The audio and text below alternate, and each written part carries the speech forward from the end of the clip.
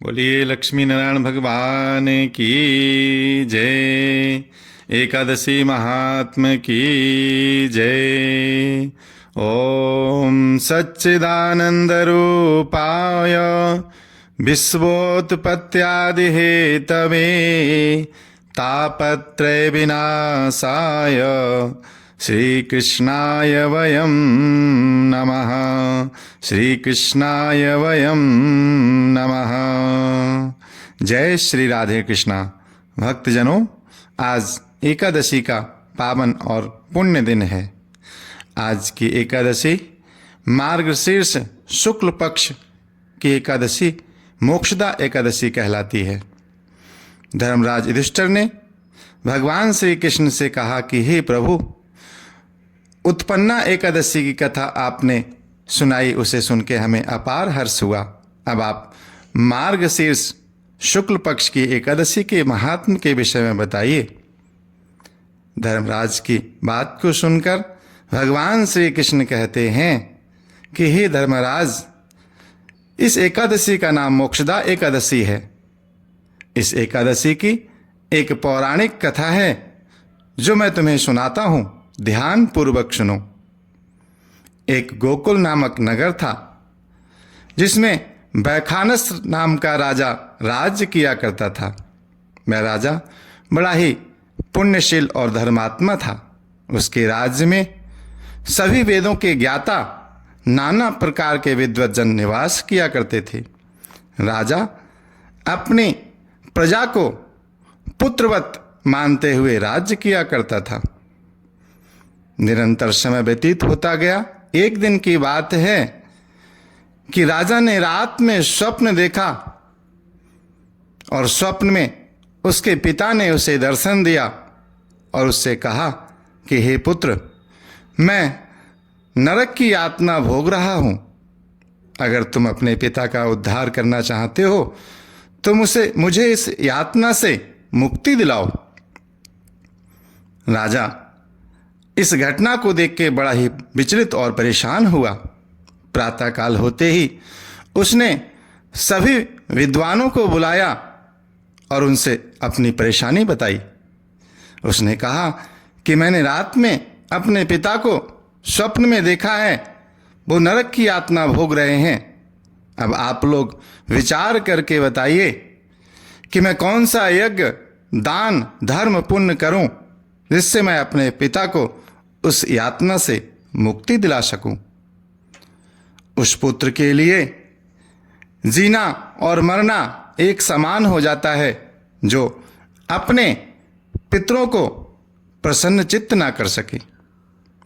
राजा की बात को सुनकर सभी विद्वज्जनों ने कहा कि हे राजन, आप यहाँ पास में ही एक आश्रम है, उस आश्रम में जो ऋषि रहते हैं वो पर्वत ऋषि हैं, उनकी शरण में जाइए, वो आपका कल्याण करेंगे।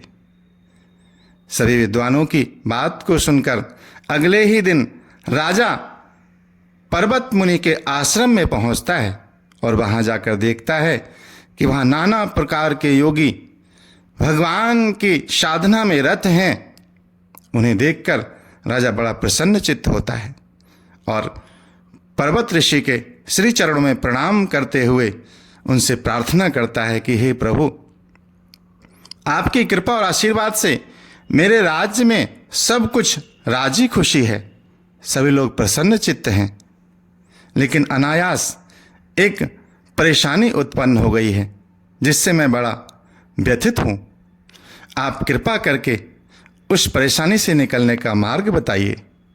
राजा की बात को सुनकर ऋषि ने एक पल के लिए नेत्र बंद किए और नेत्र बंद करने के उपरांत राजा की परेशानी को उन्होंने एक क्षण में ही जान लिया और आंख खोलकर ऋषि ने कहा कि हे राजन, मैं तुम्हारी परेशानी से भली प्रकार से अवगत हूं। तुम्हारे पिता नरक लोक की यातना भोग रहे हैं। किस कारण से भोग रहे हैं वह भी मैं जानता हूं। तुम्हारे पिता ने सौत के कहने के अनुसार अपनी पति को अपनी दूसरी पत्नी को रजोदान नहीं किया, जिससे उन्हें ये पाप भोगना पड़ा और इसके कारण वो नरक की यातना भोग रहे हैं।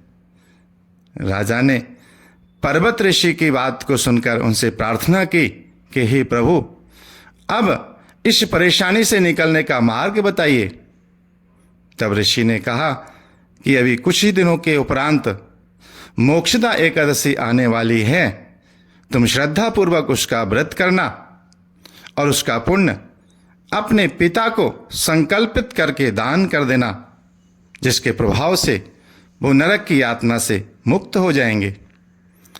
ऋषि के श्री चरणों में प्रणाम करके राजा अपनी राजधानी लौट आता है और जब एकादशी का दिन आता है तो पूरे परिवार सहित बड़ी श्रद्धा भक्ति पूर्वक एकादशी का व्रत करता है और अगले दिन उस व्रत का पुण्य अपने पिता को अर्पण कर देता है। उस पुण्य के प्रभाव से उसके पिता मोक्ष प्राप्त करते हैं और ये मोक्षदा एकादशी बड़ी ही फलदायक होती है। जो भी इस एकादशी को श्रद्धापूर्वक व्रत करता है, परमात्मा उसे सायुज्य सद्गति प्रदान करते हैं और अपने श्री चरणों में स्थान देते हैं। बोलिए लक्ष्मी नारायण भगवान की जय, बोलिए एकादशी महात्म की जय। श्रीमन्नारायण नारायण नारायण, श्रीमन्नारायण नारायण नारायण, भजमन नारायण नारायण नारायण, भजमन नारायण नारायण नारायण। जय श्री कृष्ण।